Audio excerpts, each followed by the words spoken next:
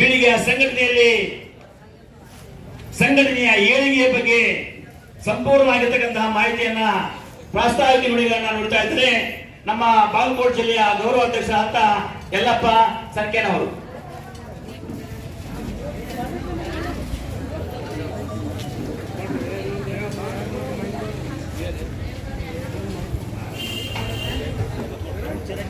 ರಾಷ್ಟ್ರೀಯ ಬೀದಿ ರಾಜ್ಯಾಧ್ಯಕ್ಷರು ಬಂದಾರ. ಅವರು ಸರ್ಕಾರದಿಂದ ಸಿಗುವಂತಹ ಎಲ್ಲ ರೀತಿಯಾಗಿರುವಂತಹ ಅನುಕೂಲತೆಗಳನ್ನು ಅನುದಾನಗಳನ್ನು ನಿಮಗೆ ತಿಳಿಸ್ತಾರೆ. ಅದಕ್ಕೆ ನಾ ಏನಾದ್ರ ಕುರಿತಾಗಿ ಹೆಚ್ಚಿಗೆ ಮಾತಾಡಕ್ಕೆ ಹೋಗೋದಿಲ್ಲ. ನೋಡ್ರಿ, ಬದುಕಿನೊಳಗೆ ಮನುಷ್ಯ ಅಂತಕ್ಕಂತಹ ಒಬ್ಬ ಜೀವಿ ಏನೇನೇನೋ ಉದ್ಯೋಗಗಳನ್ನು ಮಾಡಿ ಬದುಕ್ತಿರ್ತಾನೆ, ಯಾವ್ಯಾವ ಉದ್ಯೋಗಗಳನ್ನು ಮಾಡಿ ಬದುಕ್ತಿರ್ತಾನೆ.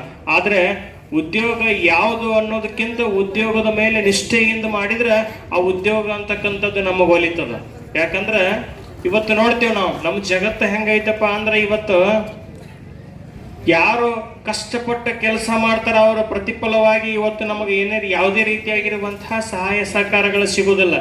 ಉದಾಹರಣೆಗೆ ನೋಡ್ರಿ, ನಾವು ಹೊಟ್ಟೆಗೆ ತಿನ್ನುವಂತಹ ತರಕಾರಿಗಳನ್ನ ಮತ್ತೆ ವಸ್ತುಗಳನ್ನ ಎಲ್ಲಿಟ್ಟು ಮಾರ್ತೀವ್ರಿ? ನಾವು ಬೀದಿ ಬದಿಯೊಳಗಿಟ್ಟು ಮಾರ್ತೀವಿ.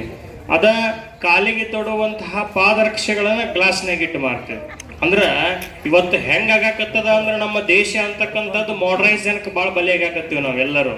ಹೆಂಗಪ್ಪ ಅಂದ್ರೆ ನೋಡ್ರಿ, ಆನ್ಲೈನ್ದಾಗ ಚೆಕ್ ಮಾಡ್ರಿ ನೀವು, ವುಡ್ಲ್ಯಾಂಡ್ ಅಂತ ಒಂದು ಚಪ್ಪಲ್ ಬರ್ತದ, ಪಾದರಕ್ಷೆ ಬರ್ತದ ವುಡ್ಲ್ಯಾಂಡ್ ಅಂತ ಹೇಳಿ. ಆ ವುಡ್ಲ್ಯಾಂಡ್ ಅಂತಕ್ಕಂತಹ ಪಾದರಕ್ಷೆಗಳ ರೇಟನ್ನು ಚೆಕ್ ಮಾಡಿದ್ರೆ ಬಹಳ ಆಶ್ಚರ್ಯ ಅನಿಸ್ತದೆ ನಿಮಗೆ. ಯಾಕಂದ್ರೆ ಸುಮಾರು 5,000 10,000ಕ್ಕಿಂತ ಮೇಲ್ಪಟ್ಟ ಒಂದು ಚಪ್ಪಲಿಗೆ, ಒಂದು ಪಾದರಕ್ಷೆಗೆ.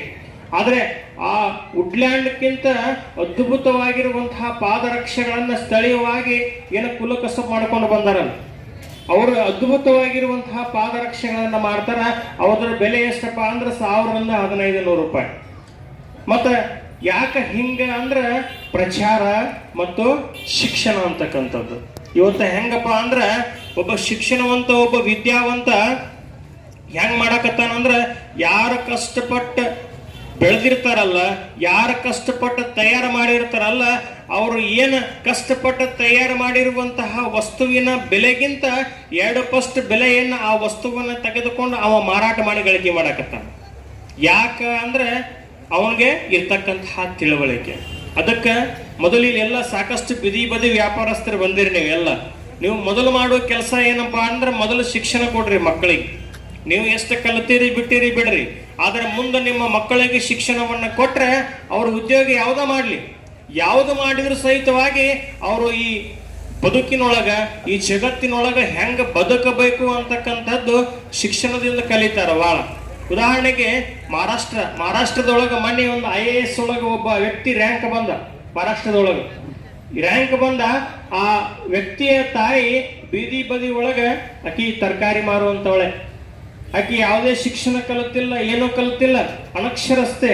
ಆದ್ರೆ ಏನ್ ಮಾಡ್ತಿದ್ಲಪ್ಪ ಅಂದ್ರೆ, ಆಕಿ ನನ್ನ ಮಗ ದೊಡ್ಡ ಸಾಹೇಬ್ ಅಕ್ಕನ ಅಂತ ಹೇಳಿ ಬೆಳಗ್ಗೆ 10 ಗಂಟೆಗೆ ಬಂದ್ರ ಸಾಯಂಕಾಲ 5 ಗಂಟೆ ಮಠ ಮಾರಾಟ ಮಾಡ್ತಿದ್ಲಂತ. ಮತ್ತೆ ನನಗೆ ಸಾಲಂಗಿಲ್ಲ ಹೊಟ್ಟಿಗೆ ಬಟ್ಟಿಗೆ ಅಂತ ಹೇಳಿ ರಾತ್ರಿ ಹೊತ್ತು ಯಾರೋ ತೆಗಿಯಂಗಿಲ್ಲ. ತೆಗಿತಾರನ್ರಿ? ಯಾರು ತೆಗಿಯಂಗಿಲ್ಲ. ಆದ್ರೂ ಕೂಡ ಆ ತಾಯಿ ಗಟ್ಟಿ ಜೀವ ಮಾಡ್ಕೊಂಡ ಆ ಚಳಿ ಒಳಗೆ ನಡ್ಕೊಂತ ರಾತ್ರಿ 10ರಿಂದ 1 ಗಂಟೆ ಮಠ ಕೈಪಲ್ಯ ಮಾರ್ತಿದ್ಲಂತ. 10ರಿಂದ 1 ಗಂಟೆ ಮಠ ಕೈಪಲ್ಯ ಮಾರ್ತಿದ್ಲು.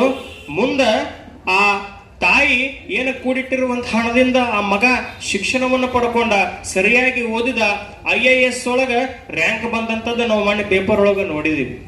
ಹಂಗ ನಾವು ಕೂಡ ಮಕ್ಕಳನ್ನ ಅದ್ಭುತವಾಗಿರುವಂತಹ ದಾರಿ ಒಳಗೆ ಬೆಳೆಸಬೇಕು. ನಾವೇನು ಮಾಡಿಟ್ರೆ ಏನದ ರೀ, ನಾವು ಸಾಕಷ್ಟು ಸಂಪತ್ತು ಮಾಡಿರ್ತೀವಿ, ಆಸ್ತಿ ಮಾಡಿರ್ತೀವಿ, ಅದನ್ನು ಉಳಿಸ್ಕೊಳ್ಳುವಂತಹ ಮಕ್ಕಳು ಇರ್ತಾ ಹೋದ್ರೆ ನಿಮ್ಮ ಆಸ್ತಿ ಅಂತಕ್ಕಂಥದ್ದು ವ್ಯರ್ಥ ಆಗ್ತದೆ. ಅದಕ್ಕೆ ಮಕ್ಕಳಿಗೆ ಸಂಸ್ಕಾರಯುತವಾಗಿರುವಂತಹ ಶಿಕ್ಷಣವನ್ನ ನೀವು ಕೊಡ್ರಿ ಅಂತಕ್ಕಂಥದ್ದನ್ನ ಹೇಳ್ತಾ, ಮತ್ತೆ ಸರ್ಕಾರ ಅಂತಕ್ಕಂಥದ್ದು ಕೂಡ ಸ್ವಲ್ಪ ಬಡವರ ಮೇಲೆ ಕರುಣೆ ತೋರಿಸ್ಬೇಕಾಗ್ತದ. ನಾನು ಮೊನ್ನೆ ಬಾಗಲಕೋಟೆಗೆ ಒಂದು ಕಾರ್ಯಕ್ರಮಕ್ಕೆ ಹೋಗಿದ್ದೆ. ಹೋದಾಗ ಅಲ್ಲಿ ಆ ಮಾರ್ಕೆಟ್ ಒಳಗೆ ಪಕ್ಕಕ್ಕೆ ಬರುವಾಗ ಒಬ್ಬ ಅಜ್ಜಿ ಕೂತಿದ್ಲಿಕ್ಕೆ ಮಾರ್ಕೊಂತ ಒಂದಿಷ್ಟು ಚೌಳಿಕೆ ಹಚ್ಕೊಂಡು ಕುಂತಿದ್ಲು. ಕೂತಾಗ ಯಾಕೋ ಒಂಥರ ಅನಿಸ್ತೆ, ಆ ಅಜ್ಜಿ ನೋಡೋಣ, ಸರಿಯಾಗಿರುವಂತಹ ಬಟ್ಟೆ ಇಲ್ಲ, ಬಹಳ ವಯಸ್ಸಾಗಿ ಒಂದು 70 ಏನಪ್ಪಾ ಅಂತಂದ್ರೆ, ಹಿಂದೆ ವಿಜಯನಗರ ಕಾಲದಾಗೆಂದು ಬೀದಿ ವ್ಯಾಪಾರ ಕುಂತ ಬಂಗಾರ ರತ್ನಗಂದ್ ಮಾರ್ತಿದ್ರ ಅಂತ ಹೆಸರಿದೆ ಬೀದಿ ವ್ಯಾಪಾರಿಗಳಿಗೆ. ನಾವೇನ್ ಬೀದಿ ವ್ಯಾಪಾರ ಮಾಡ್ತೀವಿ ಅಂತೇಳಿ ಕಮ್ಮಿ ಏನಿಲ್ಲ. ಅವ್ರು ಎಷ್ಟು ಗೌರವಪ್ಪ ಅಂತಂದ್ರೆ ನಾವು ನೋಡ್ತಾ ಇರ್ತೀವಿ. ಅವ್ರದ್ದೇನಪ್ಪ ದಿನ ಬೆಳಿಗ್ಗೆ ಅಂತಂದ್ರೆ ಬೀದಿ ವ್ಯಾಪಾರಸ್ಥರ ಸಮಸ್ಯೆ ಏನಂತಂದ್ರೆ ಅವ್ರೇನ್ ಮನಿ ಕಟ್ಬೇಕಂತ ಕೇಳಲ್ಲ, ಬ್ಯಾಂಕ್ ಅಲ್ಲಿ FD ಮಾಡ್ಬೇಕು ಯಾವುದಿಲ್ಲ, ಕಾರ್ ತಗೋಬೇಕಿಲ್ಲ. ಅವ್ರು ಒಂದೇ ಕನಸ್ತಂದ್ರೆ ತಮ್ಮ ಬೆಳಿಗ್ಗೆ ಹೊತ್ತಿನ ತಮ್ಮ ಕುಟುಂಬವನ್ನು ಸಾಕ್ಬೇಕು, ತಮ್ಮ ಮಕ್ಕಳಿಗೆ ವಿದ್ಯಾಭ್ಯಾಸ ಕೊಡ್ಬೇಕಂತ ಅದು ಒಂದೇ ಚಿಂತೆಯಲ್ಲಿ ಹಗಲಿ ರಾತ್ರಿ ಇರ್ತಾರ ಅವರು. ಆಮೇಲೆ ಪಾಪ ಎಷ್ಟೋ ತಾಯಿಂದೇರ ಬೆಳಿಗ್ಗೆ ಅದಕ್ಕಿನ ಅವ್ರ ವ್ಯಾಪಾರ ಹೆಂಗ್ ಮಾಡ್ಬೇಕಪ್ಪ, ಎಲ್ಲಿ ಮಳಿ ಆಗ್ತೈತಿ ಇವತ್ತ, ಎಲ್ಲಿ ಬಿಸಿಲು ಬರ್ತೈತಿ, ಎಲ್ಲಿ ನಮ್ಮ ಕೈಪಲ್ಯ ಕೆಡ್ತಾವು ಅಂತ ಕಷ್ಟದಲ್ಲಿ ಜೀವನವನ್ನು ಮಾಡ್ತಾ ಇದಾರೆ ಅವರೆಲ್ಲ. ಬೆಳಿಗ್ಗೆ ಎದ್ರೆ ಪೊಲೀಸ್ ಕಾಟ, ಬೆಳಿಗ್ಗೆಯಲ್ಲಿ ಒಂದ್ ಸ್ವಲ್ಪ ಏನಾಗಿದೆ ಅಂತಂದ್ರೆ ರೋಡಲ್ಲಿ ಕುಂತ್ರೆ ಪೊಲೀಸರು ಕಾಟ ಆಗ್ತೈತಿ, ಈ ಕಡೆ ಮುಂದ್ ಕುಂತ್ರೆ ಅಂಗಡಿಯವ್ರ ಕಿರಿಕಿರಿ ಆಕೈತಿ. ಮತ್ತೆ ಎಲ್ಲಿ ವ್ಯಾಪಾರ ಮಾಡ್ಬೇಕು, ಅವ್ರು ವ್ಯಾಪಾರ ಮಾಡೋಕೆ ಜಗನ ಇಲ್ಲ, ಅವ್ರಿಗೆ ಹಂಗಾಗಿದೆ ಪರಿಸ್ಥಿತಿ.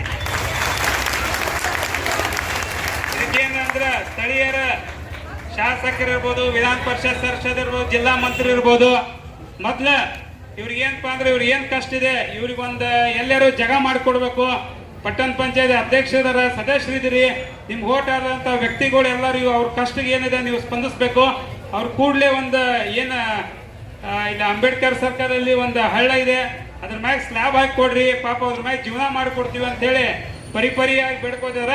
ಈ ನಿಮ್ಮ ಕೆಲ್ಸಕ್ಕೆ ಅದೇ ಬೆಂಗಳೂರು ಇರ್ಬೋದು, ಎಲ್ಲಿ ಬೇಕಾದ್ರು ಸದಾ ನಿಮ್ ಜೋಡಿ ನಾ ನಿಂದಿರ್ತೀನಿ. ಆಮೇಲೆ ಅವ್ರ ಕಷ್ಟಗಳು ಇದೆ. ಆಮೇಲೆ ಮುನ್ಸಿಪಾಲಿಟಿಯಿಂದ ಅವ್ರಿಗೆ ಒಂದು ಆಫೀಸ್ ಕೇಳ್ತಾ ಇದ್ರೆ, ಬೆಳಿಗ್ಗೆ ಒಂದು ಆಫೀಸು ಕೊಟ್ಟಿಲ್ಲ ಅಧ್ಯಕ್ಷರ, ಅದು ಬೈಲಾದಲ್ಲಿದೆ, ಕೊಡ್ಬೇಕಂತ ಇಲ್ಕಲಲ್ಲಿ ಕೊಟ್ಟಿದಾರಂತೆ. ನಾವು ಅವ್ರಿಗೊಂದು ಆಫೀಸ್ ಕೊಟ್ಟು ಅವ್ರದ್ದೇನು ಕಷ್ಟಕ್ಕೆ ಸಹಾಯ ಮಾಡ್ಬೇಕಂತ ಹೇಳ್ತಾ ಇದ್ದೀನಿ. ಆಮೇಲೆ ಕಡಲಿ ರಾತ್ರಿ ನಿಮ್ಮ ಸಂಘಟನೆ ನಾನು ನಿಮ್ ಜೋಡಿ ಇರ್ತೀನಿ ಅಂತ ಹೇಳ್ತಾ ಇದ್ದೀನಿ. ನೀವು ಎಲ್ಲೇ ಕರೆದ್ರೆ ರಾತ್ರಿ 12ಕ್ಕೂ ನಿಮ್ಮ ಸಂಘಟನೆ ಪರವಾಗಿ ಬಂದು ನಿಮ್ಮ ಕೆಲಸ ಮುಗಿಸಿ ನಾನು ಮಾತು ಮುಗಿಸ್ತೀನಿ. ಎಲ್ಲರೂ ಒಂದು ಎರಡು ಕೈಲಿ ಜೋರೆತ್ತಿ